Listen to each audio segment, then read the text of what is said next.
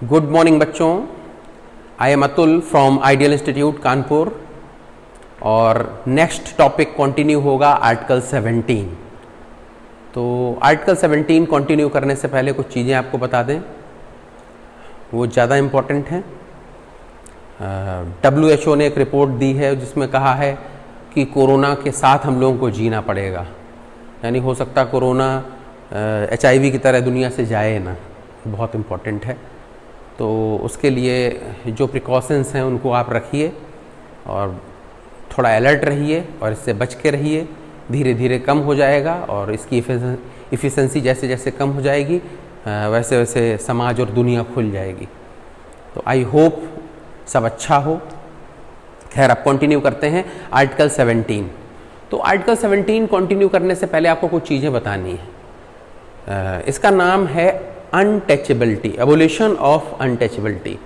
तो abolition of untouchability को पहले बताने से पहले एक चीज़ को समझिए कि अनटचेबिलिटी एक्चुअली कॉन्स्टिट्यूशन में डिफाइन नहीं है। इन्वर्टेड कॉमा में ये अनटचेबिलिटी वर्ड दिया गया है, डिफाइन नहीं है। तो अब बात आती है कि उसको कैसे मानेंगे, क्या है अनटचेबिलिटी, उसको परिभाषित नहीं किया गया है। तो इसको थोड़ा सा अलग तरीके से समझना पड़ेगा आपको।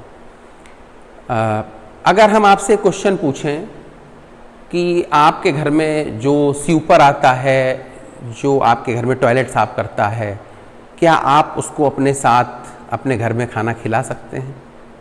तो आपका क्या जवाब होगा, ये आप समझिए अपने दिमाग में, मैं नहीं खिला सकता। अब आपके मन में तुरंत बात आएगी कि सर तो छुआछूत कर रहे हैं, अनटचेबिलिटी कर रहे हैं।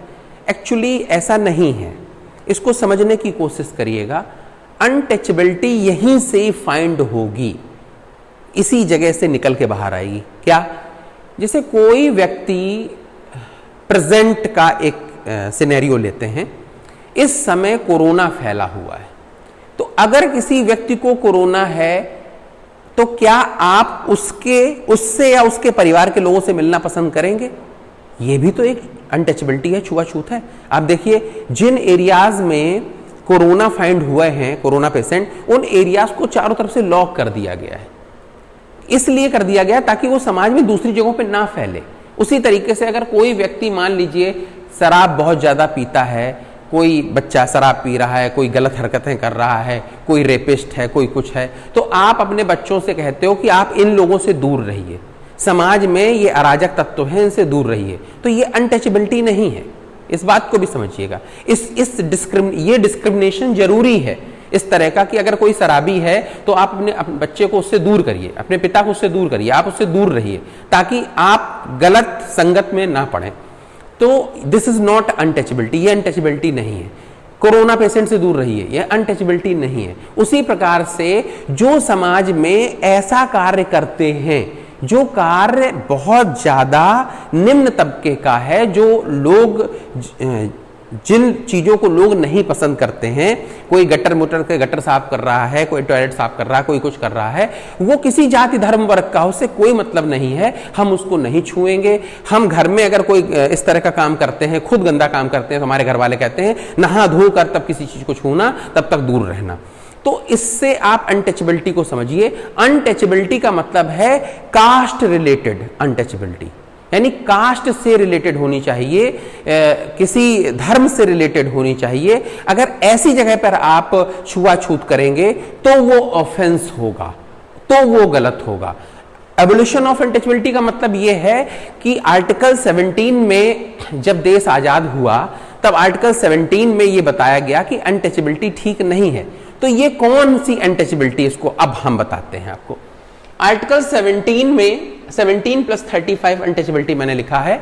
एक्चुअली आर्टिकल 17 में अनटचेबिलिटी है और 35 में उसके लिए प्रोविजन किया गया है कि कौन सी सजा, इस ऑफेंस करने वाले लोगों को कौन सी सजा दी जाएगी। इस सजा को बनाने का हक, कि कौन सी सजा दी जाए, इसको बनाने का हक किसके पास होगा?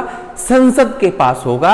यानी ये असेंबली में पास होगा कि अगर कोई इस तरह का ऑफेंस करता है तो इसको किस प्रकार की सजा दी जानी चाहिए। 35 में है, इसलिए हमने उसको आर्टिकल 17 + 35 किया है। यानी आर्टिकल 17 35 के बिना अधूरा है। इस बात को समझने की कोशिश करिएगा।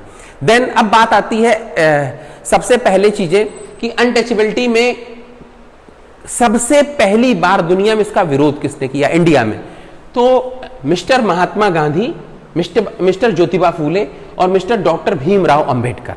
तो महात्मा गांधी ने अनटचेबिलिटी को बोला है सिन ऑफ हिंदुइज्म, यानी कि आप समझिए समाज के अंदर जब समाज बना उस समय 4 वर्ण थे, ब्राह्मण, क्षत्रिय, वैश्य और शूद्र। इस बात को बहुत गौर से समझिएगा। ब्राह्मण का काम था शिक्षा देना, क्षत्रिय का काम था वो राजा होते थे, राज करते थे और बलशाली होते थे। वैश्य जो थे वो ट्रेडर्स थे, वो ट्रेडिंग करते थे, व्यापार करते थे। और इसके अलावा जितने लोग बच गए समाज में वो सभी के सभी क्या थे, वो सभी के सभी शूद्र थे। यानी वो हर व्यक्ति जो सर्विस क्लास था वो शूद्र था। यानी कोई भी समाज की जो सर्विसेज है वो शूद्र श्रेणी में आती है। प्रैक्टिकली आज जितने लोग नौकरी कर रहे हैं गवर्नमेंट की वो भी सर्विस ही कर रहे हैं, वो शूद्र की श्रेणी में हो गए। अगर प्रेजेंट के हिसाब से देखा जाए, जो सब्जी बेच रहे हैं वो भी शूद्र हो गए, जो कपड़ा बेच रहे हैं वो भी शूद्र हो गए। यानी जितने लोग इस समाज में काम कर रहे हैं, कोई भी सर्विस दे रहे हैं, वो सब शूद्र हो गए। तो वो पुराना समय था, यानी 4 वर्णों में बांटा गया। अब इसमें समस्या यह थी, जो चौथा वर्ण था जिसको शूद्र बोलते थे, उसका अनाज तो खाते थे लेकिन उसको शूद्र कहते थे। उसके फूल तो लेते थे, भगवान पर चढ़ते थे, लेकिन उसको मंदिरों में जाना बैन था, वो शूद्र थे। काछी की सब्जी तो खाते थे लेकिन काछी शूद्र था, उसको नहीं टच करते थे। तो इस तरीके से मल्लाह की नाव में बैठ के इस पार से उस पार जाते थे लेकिन मल्लाह को नहीं टच करते थे, वो शूद्र था।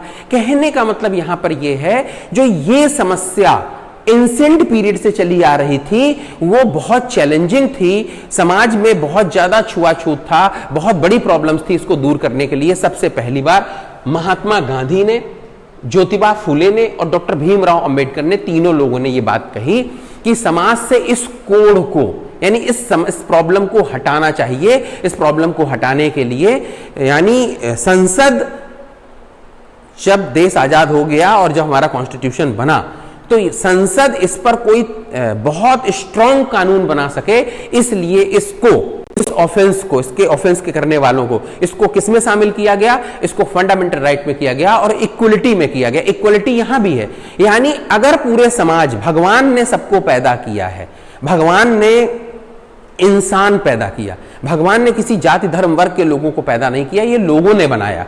तो जो अनटचेबिलिटी थी इसको कैसे दूर कर सकते हैं? इक्वलिटी। इक्वलिटी, यहां पर इक्वलिटी होनी चाहिए, यहां पर किसी के साथ डिस्क्रिमिनेशन नहीं होना चाहिए, कर्म के आधार पर डिस्क्रिमिनेशन होना चाहिए। शराब कोई पी रहा उससे आप डिस्क्रिमिनेट करिए, उसको कोई रेप कर रहा उसको आप डिस्क्रिमिनेट करिए, कोई गलत काम कर रहा समाज में डिस्क्रिमिनेट करिए, लेकिन आप किसी को जात धर्म वर्ग प्लेस, या कोई कहीं पैदा हुआ है, कोई किसी जात में पैदा हो, उसके हिसाब से आप उसको कैसे डिस्क्रिमिनेट कर सकते हैं? ये थी प्रॉब्लम। तो इसके लिए क्या किया गया? एबोलिशन अनटचेबिलिटी एक्ट 1955 बनाया गया। जब देश आजाद हुआ और जब हमारा कॉन्स्टिट्यूशन लागू हुआ उसके तुरंत बाद, थोड़े ही दिन बाद अनटचेबिलिटी एक्ट 1955 आया। इसमें ये एक्ट बनाकर क्या किया गया, सारे गवर्नमेंट ऑफिसर्स को, प्राइवेट इंडिविजुअल को, सबको कहा गया कि अगर कोई अनटचेबिलिटी प्रैक्टिस करता है या प्रीच करता है तो वो ऑफेंस होगा और उस ऑफेंस पर आर्टिकल 35 के तहत उसको क्या दिया जाएगा? सजा दी जाएगी। वो सजा कैसे होगी इस पर भी हम बाद में आते हैं, उसको कौन सा ऑफेंस माना जाएगा, किस तरह की सजा होगी, वो थोड़ा सा बाद में बात करते हैं उस पर। नेक्स्ट, उसके बाद क्या हुआ, इसी एक्ट को और इनहेंस कर दिया गया। कब किया गया? Protection of civil right act 1935, इसी को इनहेंस किया गया और ये 1976 में पास किया गया। इसको जब इनहेंस किया गया तो बहुत कठोर कानून बना दिया गया और अगर कोई भी व्यक्ति अनटचेबिलिटी को प्रैक्टिस करता है या प्रीच करता है तो उसको कठोर सजाएं होंगी। यानी समाज में जो इस तरह का वर्ग था जिसके साथ अनटचेबिलिटी की जाती थी, जिसके साथ डिस्क्रिमिनेट किया जाता था, जो डिस्क्रिमिनेट लोग थे, जो समाज का डिस्क्रिमिनेट वर्ग था, उसको क्या किया गया? बराबर पर लाया गया इसके द्वारा। नेक्स्ट, इसके बाद अंत में प्रिवेंशन ऑफ एट्रोसिएट्स एक्ट 19 89 किया गया पास।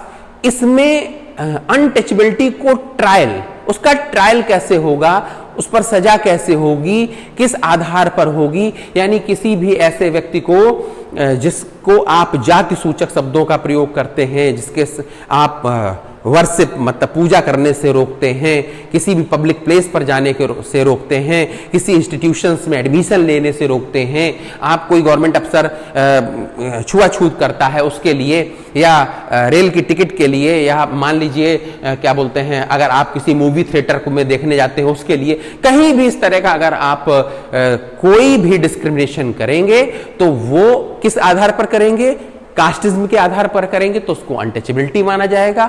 ये था अनटचेबिलिटी, ये रखा गया किसमें, आर्टिकल 17 में, एबोलिशन ऑफ अनटचेबिलिटी, और इसमें किसी भी तरीके की जो सजा है उसका प्रावधान किया गया है आर्टिकल 35 में।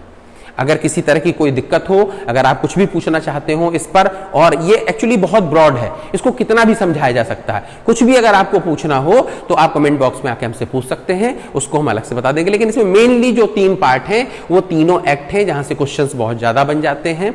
कैसे कैसे क्या क्या हुआ है ये मैंने आपको पूरा बताया। Thank you.